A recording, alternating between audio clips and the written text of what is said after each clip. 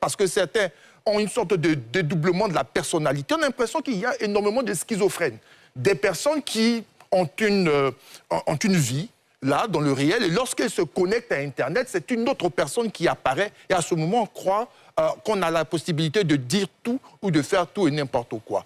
Donc, le code pénal, il est présent. Il existe depuis très longtemps. Il va s'appliquer en la matière et des personnes sont appréhendées.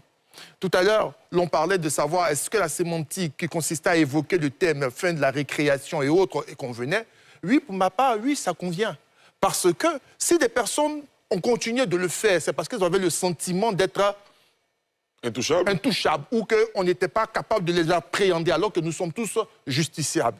Il va falloir bien sûr être beaucoup plus vigilant parce qu'il existe un cadre légal, institutionnel qui intervient dans ce genre de situation et il est important que nos différentes autorités agissent comme il le faut. Je vais terminer avec ceci. Ali, lorsqu'on est face à une telle situation, il y a 3 modes. Il y a la pacification qui consiste à appliquer la répression.